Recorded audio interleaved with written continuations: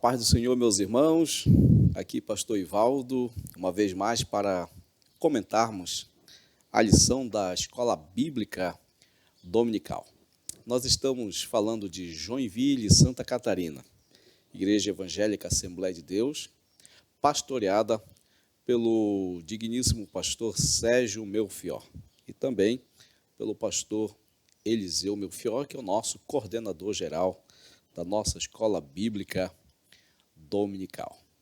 Neste momento, nós estaremos fazendo um comentário da lição de número 5, uma lição muito especial, que vem comentada pelo pastor Silas Queiroz, um grande homem de Deus, foi muito feliz nos seus comentários e vem trazendo a temática corpo, alma e espírito, a restauração integral do ser humano para chegar à estatura completa de Cristo.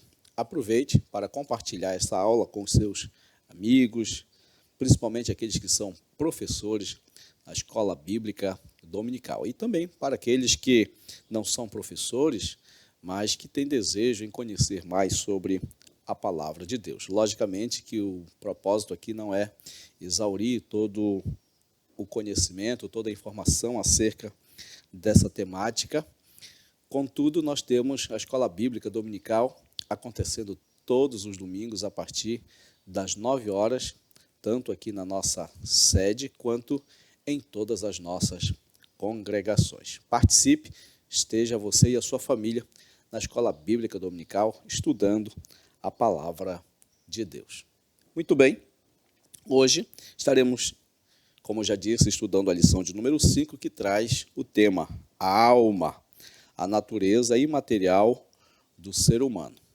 Já tivemos na lição de número 1, uma lição conceitual, nos falando ali, nos conceituando corpo, nos conceituando alma, nos conceituando espírito. E agora vamos estar estudando especificamente sobre a alma, a natureza imaterial do ser humano. É bom sempre lembrarmos que nós somos seres espirituais invólucros pelo um corpo, pela uma matéria. Nós não somos apenas matéria, nós temos também uma alma e um espírito, que é este ser espiritual, este ser imaterial. Muito bem. A palavra alma é uma palavra polissêmica, ou seja, é uma palavra que ela tem vários sentidos. Ela não está apenas ligada a este ser imaterial. Bom, a palavra alma no hebraico é nefesh e no grego é psique. E eu trouxe aqui alguns sentidos da palavra alma, para que nós possamos fazer essa diferenciação. Por exemplo, alma como sinônimo de vida, ser vivo, ser existencial. Gênesis 2,7 diz, e formou o Senhor Deus o homem do pó da terra e soprou em suas narinas o fôlego da vida, e o homem foi feito alma vivente. Então, neste texto, alma significa ser vivo, fala sobre a existência de um ser, nesse caso aqui o homem. Levítico 17:11 fala, porque a vida da carne está no sangue. A palavra hebraica, nefesh, usado aqui, pode ser traduzido como alma, como vida. Também, alma como pessoa, identidade, Atos 2,41, de sorte que foram batizados os que de bom grado receberam a sua palavra. Naquele dia agregaram-se quase 3.000 almas, ou seja, quase 3.000 pessoas. Nesse texto significa pessoas. 1 Pedro 3,20, na qual poucas, isto é, 8 almas, se salvaram pela água. Também aqui o significado de alma é pessoa. Alma como sede das emoções, sentimentos e desejos. Mateus 26,38, Jesus disse, a minha alma está cheia de tristeza até a morte. Esta palavra alma está dando sentido aos sentimentos, as emoções, aqui no caso do próprio Senhor Jesus Cristo. 1 Samuel 18:1, a alma de Jonatas se ligou com a alma de Davi, e Jonatas o amou como a sua própria alma. Muito bem, então esses textos aqui vêm falando de alma no sentido de emoção. Só para que nós tenhamos o entendimento, porque nem sempre a palavra alma ela vai estar se referindo ao ser imaterial. O texto áureo está em Mateus 10:28, que diz: e não temais os que matam o corpo e não podem matar a alma. Temei antes aquele que pode fazer perecer no inferno a alma e o corpo. Bom, nós estamos vendo aqui nesse texto que Jesus ele está estimulando os seus discípulos a estarem anunciando o evangelho, pregando a sua mensagem, multiplicando os seus ensinamentos. E, logicamente, que nesse processo eles enfrentariam muitas dificuldades, enfrentariam muitos desafios e até mesmo seriam desafiados e, em dados momentos, poderiam até ser mortos, como, de fato, a menos João, né, que morreu já de velhice, os demais todos foram assassinados. Então, ele está dizendo, não temais os que matam o corpo, porque o homem pode matar o corpo, mas o homem não pode matar esse ser espiritual, que é a alma, essa faculdade do ser humano. E aí ele diz, temei antes aquele que pode fazer perecer no inferno a alma e o corpo.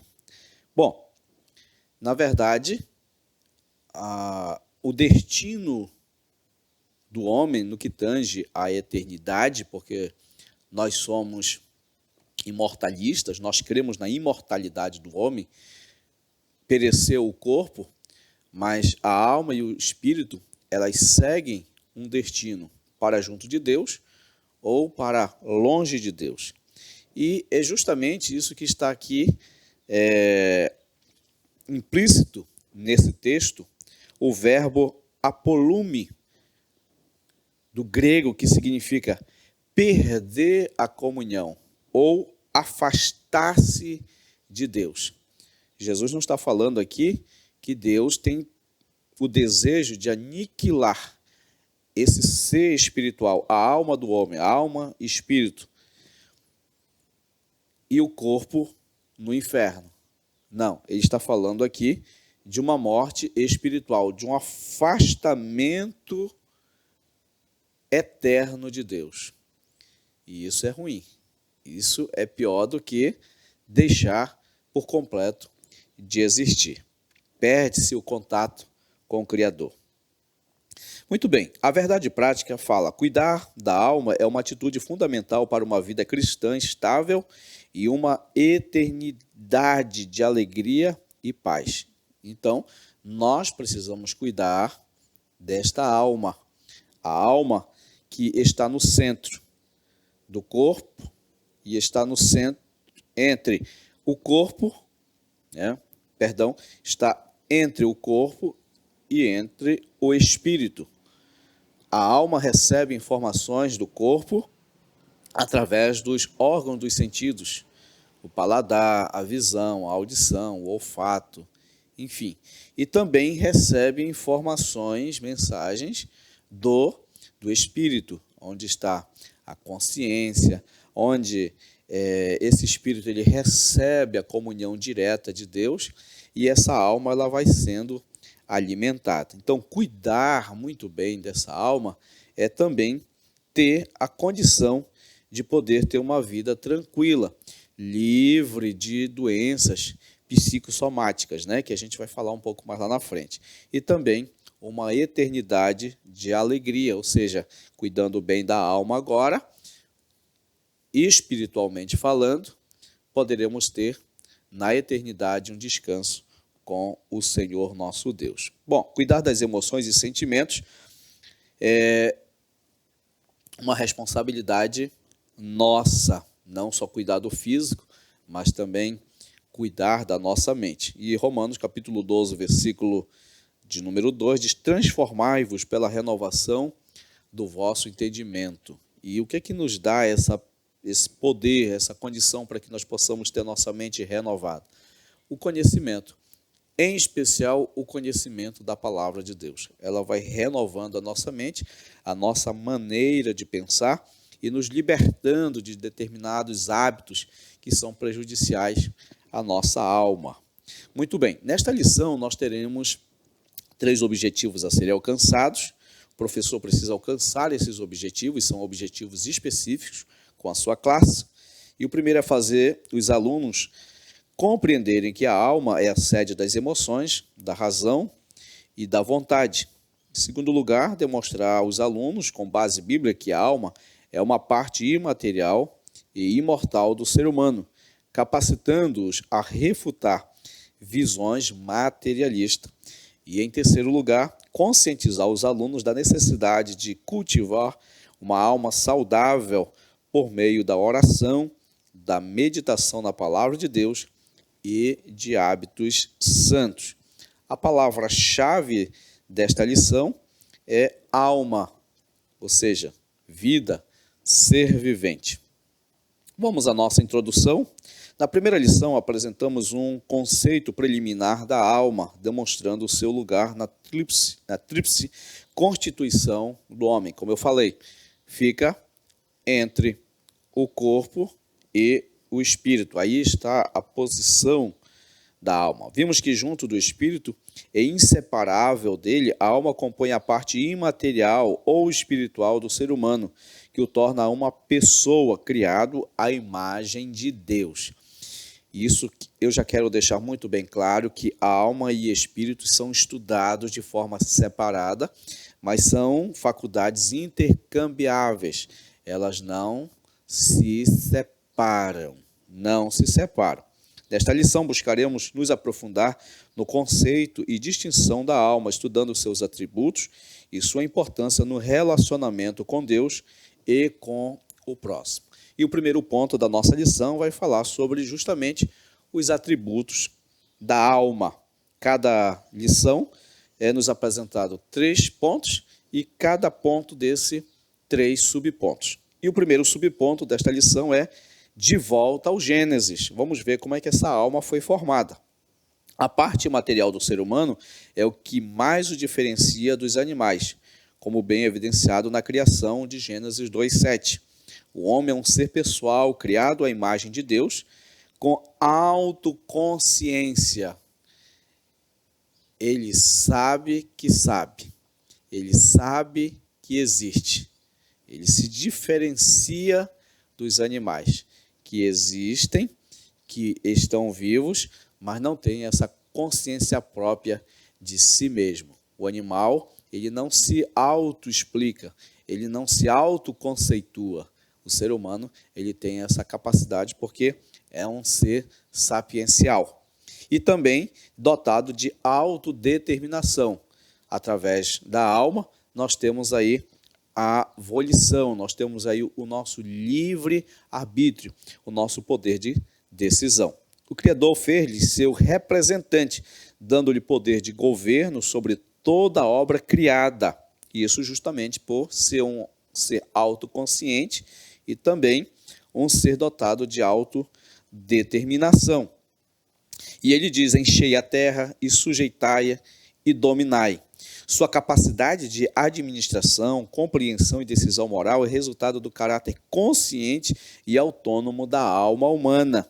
Isto é exemplificado originalmente na aptidão de lavrar e guardar o jardim, discernir entre o certo e o errado e fazer escolhas, e dar nomes aos animais. Bom, então, todas essas funções dadas por Deus é justamente porque esse homem, ele é um ser dotado de inteligência. Ele não é um robô programado, ele não age por instinto, não. Diferente dos animais. Os animais, tudo que eles fazem por instinto. E, salvo exceções, alguns animais que pelas muitas repetições, estímulo, esforço, ele aprende algum tipo de comportamento, mas não muda. Aquele comportamento ele se torna repetitivo. O ser humano não. O ser humano ele é inteligente, o ser humano ele é autoconsciente e ele tem essa condição de poder fazer um mesmo trabalho de várias formas.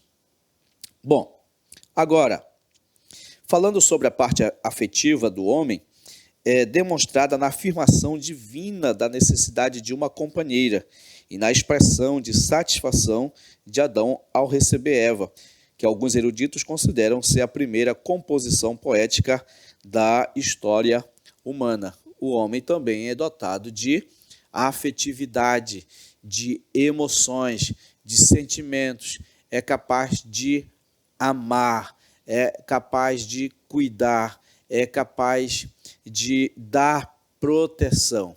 E justamente nesses textos aqui, Gênesis 2, 18, 23, Gênesis 2, 19, a gente percebe aqui a satisfação de Adão quando ele vê Eva, né? E até aqui a gente percebe que ele fica alegre, ele diz, agora você é osso dos meus ossos, é carne da minha carne, ou seja, você faz parte de mim. A autoconsciência, a autodeterminação diferencia o homem das demais criaturas criadas sem consciência de si mesmo. É o que eu já falei. Por exemplo, os animais. Os animais eles agem por instinto. O João de Barros vai todo o tempo construir a casinha dele daquela forma, porque já veio programado na mente dele construir a sua casa daquele jeitinho, o pica-pau e muitos outros animais que agem apenas por instinto. Muito bem. O segundo subponto fala sobre entre o espírito e o corpo. A alma do homem é sua personalidade ou distintivo pessoal. Daqui a pouco nós vamos ver de forma bem detalhadinha sobre as faculdades da alma, que estão as emoções, o intelecto, a razão, a volição. Seus três principais atributos são emoção ou sentimento, razão ou intelecto e volição ou vontade. Isso aqui nos faz, meus irmãos, nos diferenciarmos dos animais e nos diferenciarmos de uma máquina. Por quê? Porque nós temos emoções e sentimentos, nós temos intelecto, nós temos razão, nós temos também vontade. É, portanto, a sede dos afetos, raciocínio, impulsos, desejos e decisões. O ser humano emprega esses atributos em sua comunicação com Deus e com o mundo físico, principalmente seus semelhantes. Para ter comunhão com Deus, a alma serve-se do Espírito. Lembra que eu falei? O Espírito recebe informações de Deus e passa para a alma. E a alma vai sendo coordenada por essas informações que o Espírito lhe propõe. Para comunicar-se com o próximo, o veículo é o corpo, lógico, né? Apesar de nós sermos seres espirituais, mas também nós somos seres materiais porque nós temos um corpo. E nós temos um corpo por quê? Porque também nós vivemos em um mundo físico, nós vivemos em um mundo material. E para que essa alma ela tenha contato ou informações desse mundo material, faz-se necessário o uso do corpo através dos órgãos dos sentidos. Por exemplo, Jesus disse que a janela do corpo são os olhos, ou seja, os nossos olhos eles captam as informações do físico, daquilo que é material e levam para o nosso homem espiritual, ou seja, a nossa alma. Muito bem. Pode-se dizer, então, que a alma funciona entre o espírito, que se conecta com Deus, o ser divino, e o corpo, que se conecta com o mundo dos homens. O Cântico de Maria, na casa de sua prima Isabel, é uma típica cena dessa tríplice interação e comunicação. Lucas 1, 46, 47. Isso aqui quando Maria foi visitar Isabel e que ela, ao chegar na sua casa e que Isabel ouve a voz de Maria, Isabel estava grávida e ali ela sentia, né, o feto, a criança no seu ventre, ali se agitando, se movimentando. A alma está entre o corpo e o espírito. A alma e espírito são faculdades inseparáveis, como eu já disse. Contudo, agem de forma simultânea, né, através do corpo. Ações do espírito e da alma são perceptíveis no corpo. O corpo capta informações, leva para a alma, que vai se transformar em emoções, que vai se transformar em sentimentos, em pensamentos e, por conseguinte, também comportamentos. E também essas informações, elas vão para o espírito, e o espírito, através da consciência, vai fazer o filtro. Logicamente, se esse espírito já estiver, né, enredado pela palavra de Deus, pelo Espírito Santo, que renova essa nossa consciência e que nos dá a possibilidade para filtrar aquilo que é bom, aquilo que não é bom, aquilo que é certo e aquilo que não é certo. O terceiro subponto vai falar sobre a alma abatida. Vejam bem que esse ser, essa nossa faculdade, né, esse nosso ser imaterial, a alma, ela pode também estar sofrendo. Os afetos da alma em relação a Deus são vistos na poesia do Salmo 42. Nós vamos ver aqui uma série de exemplos da alma do homem abatida. Quando o salmista conversa consigo mesmo: por que estás abatido, ó minha alma? E por que te perturbas em mim? Espera em Deus, pois ainda o louvarei na salvação da sua presença. Salmo 42, versículo 5. O contexto indica que o autor experimentava aflição espiritual e alguma crise em sua comunhão com Deus. Por isso sua alma estava entristecida e suspirava.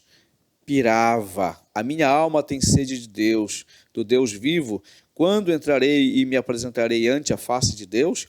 Salmo 42, 2. O Salmo 84, versículo 2, também ilustra essa função da alma, assim como o Salmo 51, no qual Davi fala de sua tristeza e do anseio por um espírito reto, voluntário e renovado, o que devolveria a alegria, a integridade do seu ser.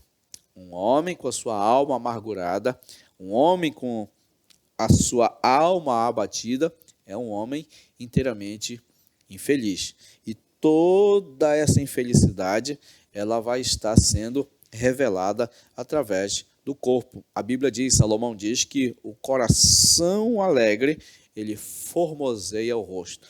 A alma abatida, ela é demonstrada essa tristeza através do nosso corpo.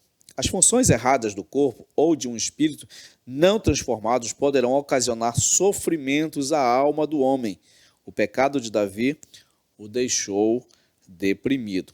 É muito importante você ler esses textos aqui e perceber como essa nossa parte imaterial, ela pode trazer-nos grandes prejuízos e até doenças gravíssimas, doenças chamadas psicossomáticas, ou seja, doenças originadas dessa nossa parte imaterial e que vai repercutir na nossa parte física, na nossa parte material, que é o nosso corpo. Por exemplo, os transtornos, né, a fibromialgia, que são dores, né? Os problemas emocionais ocasionam dores musculares e assim por diante. Por isso nós precisamos ter o máximo cuidado e estarmos com a nossa mente purificada e a nossa alma purificada no Senhor Jesus Cristo. Bom, o ponto 2 da nossa lição vai falar sobre a natureza da alma, a imaterialidade e imortalidade. Nós vamos falar agora e comentar sobre essa condição da alma, que ela não está sujeita à morte física, tal como o nosso corpo. O corpo, havendo a morte nele, ele volta para a sua matéria-prima, para o pó. Mas a alma e o espírito, eles continuam vivos. O primeiro subponto vai nos falar sobre a distinção de substâncias. O texto de Mateus 10, 28 é um excelente fundamento para o estudo da alma como parte da natureza imaterial do ser humano. Em um só versículo estão profundas verdades espirituais reveladas por Jesus a respeito da nossa psique, algumas delas relacionadas a debates alimentados ao longo de toda a história, inclusive no contexto da igreja. Em primeiro lugar, Jesus expõe a clara distinção de substâncias entre as partes material e imaterial do homem. Uma tangível, o corpo, que pode perecer por ação humana, outra intangível, a alma que não pode ser destruída pelo homem. Ainda que a palavra alma ela seja uma palavra polissêmica e em dado momento a alma ela vem no sentido de pessoa, mas ela não se resume apenas ao conceito de pessoa. A alma ela é o ser vivente, ela é a parte imaterial do ser humano. Nesse ponto é importante observar que em vários textos das Escrituras a parte imaterial é representada ora pela alma, ora pelo espírito, porque são intercambiáveis, não se separam.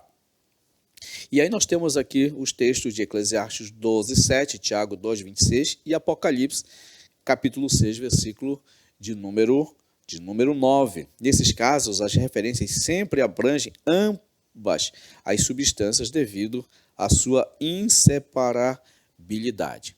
Porque na alma está a sede das emoções, no espírito está a razão, está a consciência, está a condição de comunicação com Deus.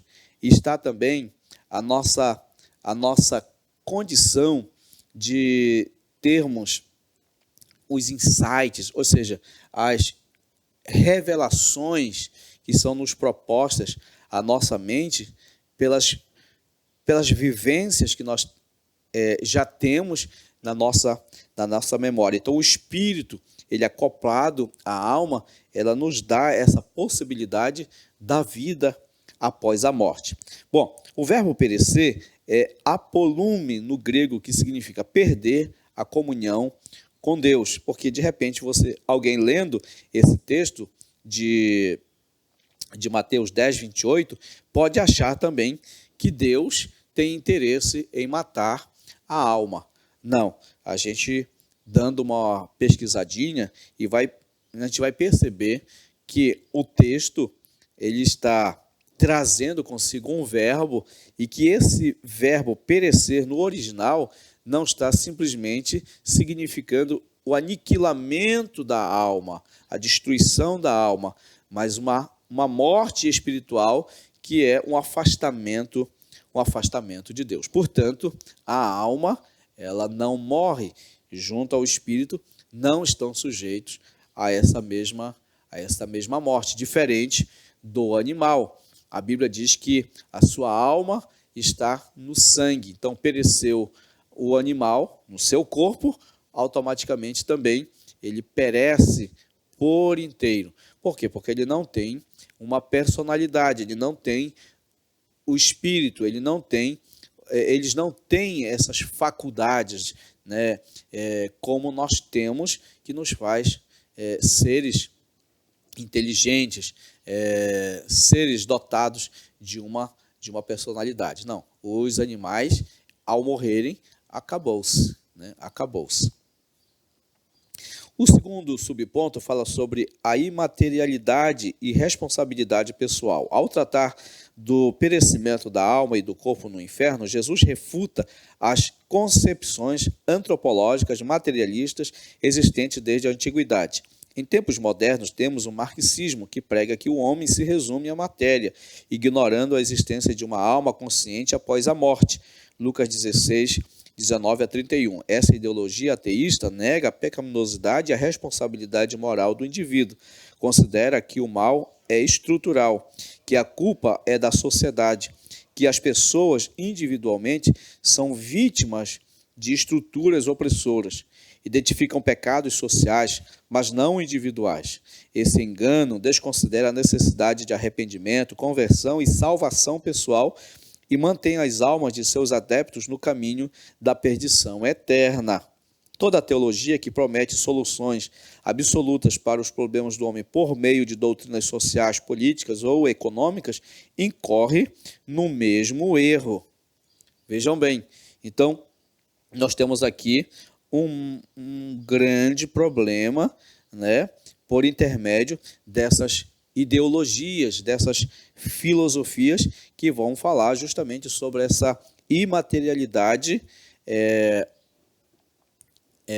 da alma, né? E alguns autores, por exemplo, como Marx, ele vem falar que todo o problema da humanidade está justamente na falta das gestões. Inclusive, o próprio Marx, ele chega a dizer que a religião ela também é um problema para o bom desenvolvimento das classes sociais. Ele chega a dizer que a religião ela é o ópio da população, é o ópio da sociedade. E isso não é verdade. O que a religião faz? A religião ela dá a oportunidade de o homem se ligar novamente com Deus. Bom, também a gente vai observar aqui que ao longo dos séculos, essa ideia ela já vem sendo disseminada, não apenas agora com Marx e outros filósofos, mas também muito antes. Por exemplo, os saduceus no século I a.C. Bom, eles foram do tempo de Jesus e eles negavam a ressurreição, a existência de anjos e de espírito. E ensinavam que a alma morria junto com o corpo. Não havia vida após a morte. Você vai ver isso em Mateus 22, 23, Marcos 12, 18 a 27. Também os materialistas da antiguidade, como os atomistas, como Demócrito e Lucrécio. Bom, eles criam que a alma é material e se dissolve com o corpo, nos levando à mesma condição que os animais.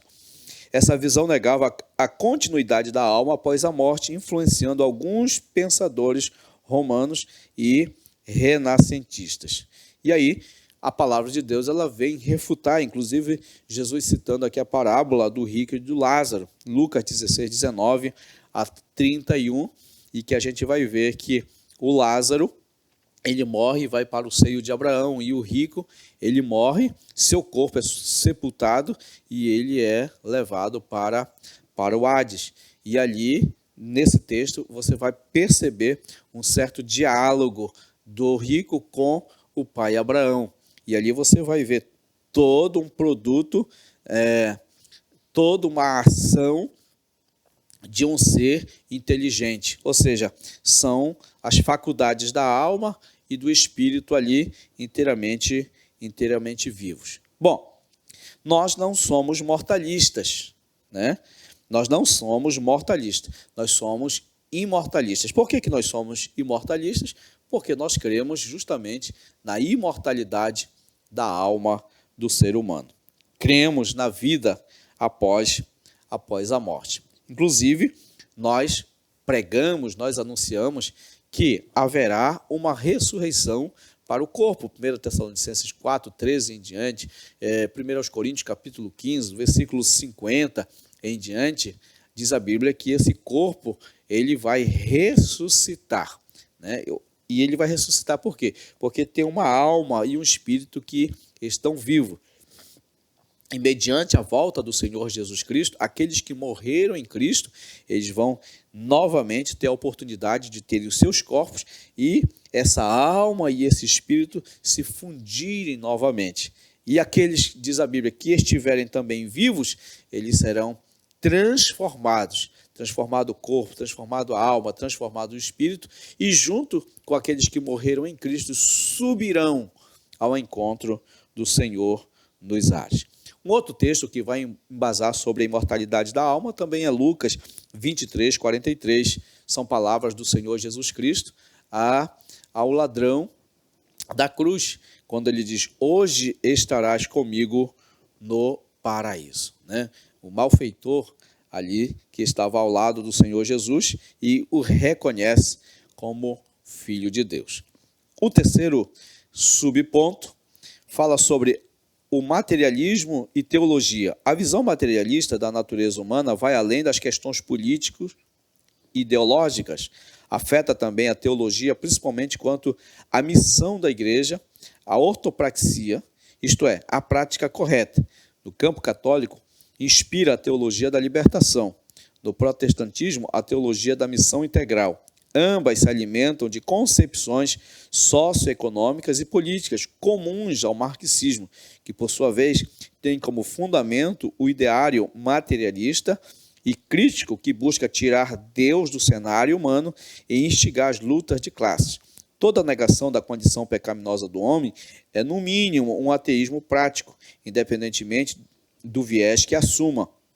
Algumas correntes teológicas contemporâneas reinterpretam as Escrituras com base em vertentes da teologia da libertação e compartilham do mesmo campo de distorção e confusão espiritual. Conflitam com a sã doutrina que é essencial para a salvação da alma. Eu quero falar um pouquinho sobre a teologia da libertação, que é uma corrente teológica cristã, inclusive, que surgiu no final da década de 1960 e início dos anos 1970, especialmente na América Latina, ou seja, Brasil, Peru e México. E qual era o foco principal dessa teologia? Ler a Bíblia a partir da realidade dos pobres. Ou seja, diz que todo o problema do homem advém pelos problemas sociais, pelas crises sociais, né? E vai dizer que toda a dificuldade que o homem enfrenta hoje advém por esses viés. Ela defende que Deus está do lado dos oprimidos e que a missão da igreja é libertar o ser humano das injustiças sociais, políticas e econômicas, e não apenas do pecado espiritual. O pecado não é visto apenas como ato individual, mas também como estrutural, isto é, sistemas sociais, políticos e econômicos que geram desigualdade e miséria.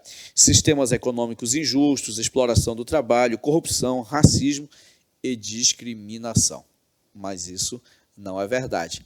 Nós sabemos que a maior parte do problema, ou eu diria, até generalizando, todo o problema, tanto do homem individualmente quanto da sociedade, todos esses desajustes, todas essas desigualdades, elas são problemas justamente advindos do pecado, da alma afetada pelo pecado, do espírito afetado pelo pecado.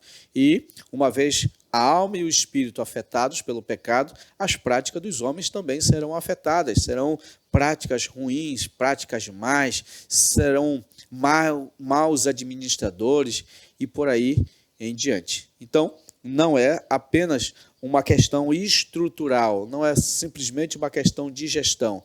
A questão é que há uma alma que está sofrendo por conta do pecado, escrava do pecado, um espírito escravo do pecado e que precisa de Jesus para a sua libertação, para que tenha agora uma mente, como Paulo diz no capítulo 12 de Romanos, versículo 2, uma mente renovada para não se conformar com esse mundo corrupto. Muito bem, chegamos ao terceiro e último ponto da nossa lição, que fala sobre a alma renovada e submissa a Deus.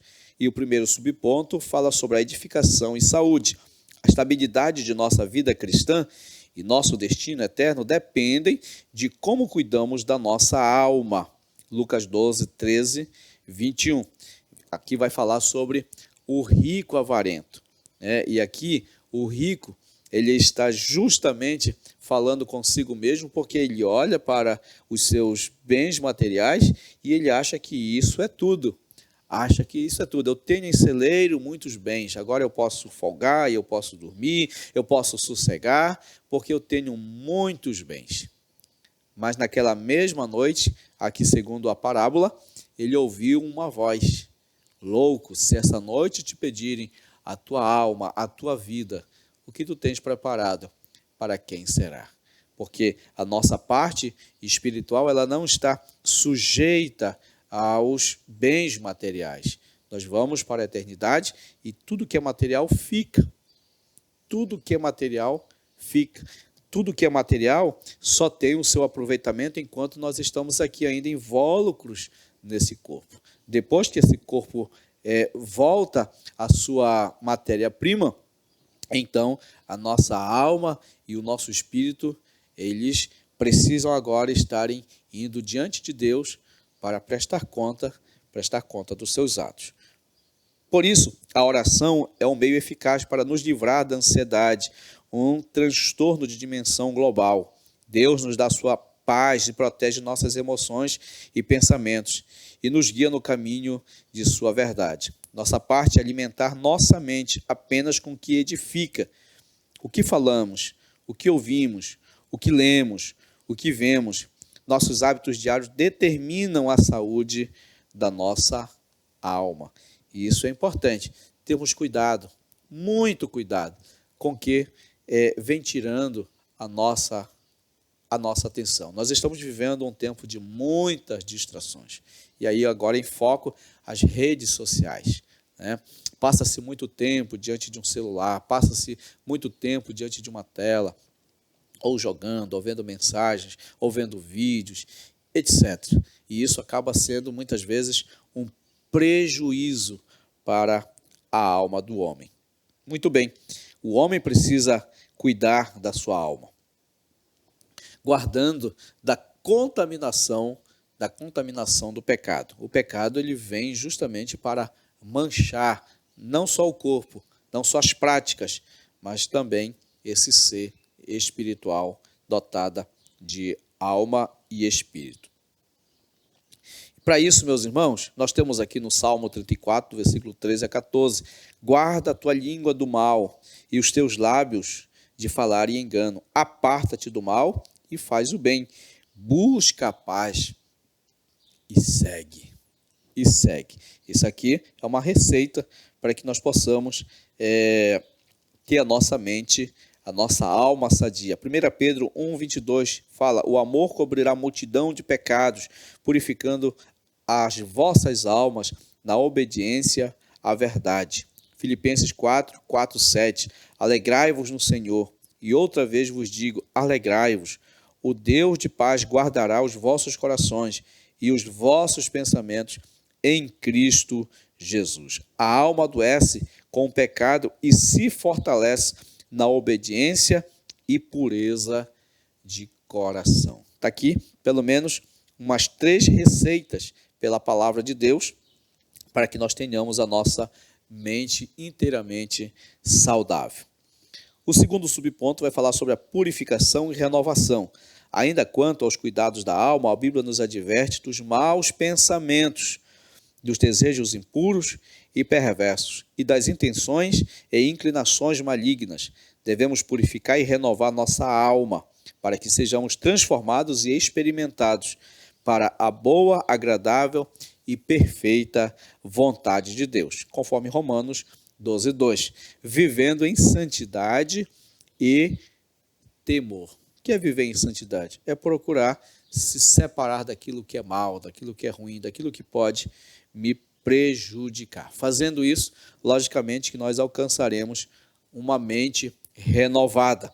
E não vos conformeis com este mundo, mas transformai-vos pela renovação do vosso entendimento, ou da vossa mente, para que experimenteis qual seja a boa, agradável e perfeita vontade de Deus. Cuide da sua mente, cuide da sua parte espiritual, como o nosso comentarista falou aqui. Tire momentos de oração, tire momentos para ler a sua Bíblia. Não deixe de ir aos cultos, esteja na escola bíblica dominical. Vá procurando cada vez mais preencher a sua mente com aquilo que pode trazer paz, pode te trazer também felicidade. A conclusão da nossa lição vai dizer que o cristão precisa viver em plena santificação, separação daquilo que é mal, o que inclui a contínua rejeição de pensamentos, sentimentos e desejos pecaminosos, mantendo pura a sua alma. Atribui-se a Lutero a frase que diz, não podemos impedir que os pássaros voem sobre nossas cabeças, mas podemos impedir que eles façam ninhos sobre elas.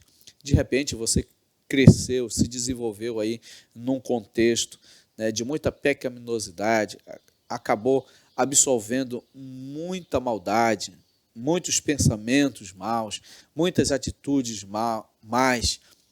Deixa eu te falar uma coisa. Você pode se ressignificar. Você pode ser diferente. Você pode nascer de novo, não fisicamente, mas nascer da alma e do espírito, conforme João, capítulo de número 3, versículo 6 em diante. Jesus, ele nos dá essa possibilidade para que nós sejamos novos do Senhor Jesus Cristo. E assim, nós temos uma mente inteiramente renovada, pensamentos bons, pensamentos satisfatórios, pensamentos de paz. Logicamente que nós somos, na maioria das vezes, aquilo que nós pensamos. Nós, na maioria das vezes, realizamos aquilo que está tomando conta da nossa mente. E se nós tivermos uma mente, uma alma renovada em Deus, logicamente que os nossos comportamentos, as nossas atitudes, serão atitudes sadias, serão atitudes de paz.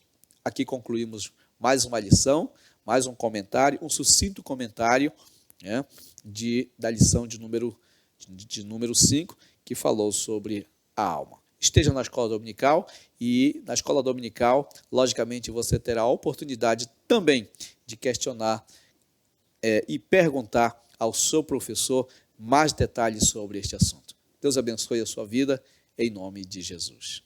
Amém.